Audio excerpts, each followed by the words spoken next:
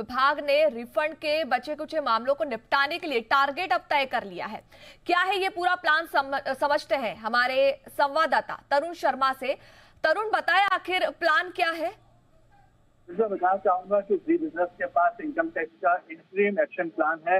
इस प्लान के अंदर काफी ऐसे मुद्दे हैं जो आम लोगों से जुड़े हुए हैं, चाहे वो रिफंड के लिए हो। रिफंड के लिए उन्होंने अप्रैल 30 तारीख तय करी है कि जो मामले अभी जिनको रिफंड या तो नहीं मिला है उनको 30 अप्रैल तक रिफंड मिल जाए, या जिन जिन केसेस में स्क्रूटनी चल रही थी, स्क्रूटनी खत्म हो चुकी है, तो उनको जो रिफंड देने की बात है वो अप्रैल 30 तक खत्म कर दिया जाए।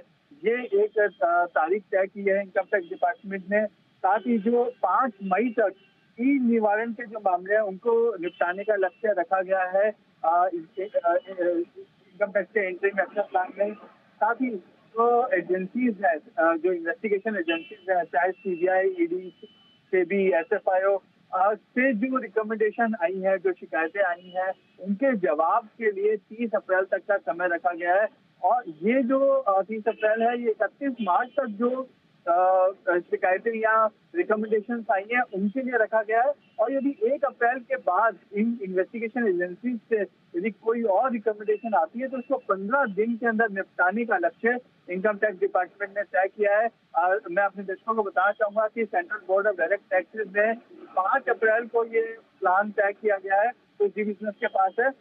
इसके साथ साथ जो आईटीएटी के मामले हैं, उसमें जिसमें आईटीएटी ने अपना कंफर्मेशन ऑर्डर पास कर दिया है, उसको भी तेजी से प्रोसेस करने का प्लान रखा गया है। और उसके लिए भी जो समय सीमा है वो 30 जून रखी गई है कि 30 जून तक उन सभी केसेस को टेकअप कर लेना चाहिए जहां पर आईटीएटी ने अपना कंफर्मेटरी ऑर्डर पास किया है। और इसके साथ साथ इंटरनेशनल टैक्सेशन, ट्रांसफर प्राइसिंग के मामलों में भी तेजी लाने को इस इंटरिम एक्शन प्लान में रखा गया है।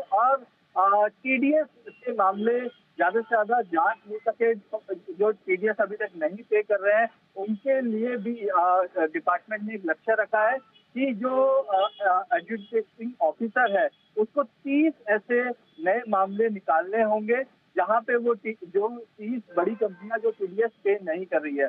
तो इनकम टैक्स डिपार्टमेंट ने अपना एक एक्शन प्लान तैयार कर लिया है।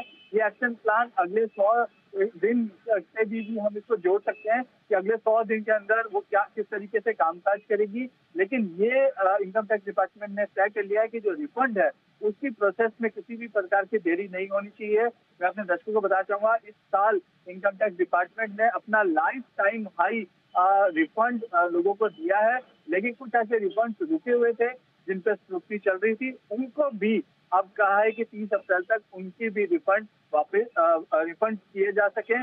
जो उनकी अदायगी बनती है इनकम टैक्स की तरफ से वो 30 अप्रैल तक टैक्स पेयर को मिल जानी चाहिए। जी बिल्कुल, शुक्रिया तरुण इस पूरी अपडेट के लिए।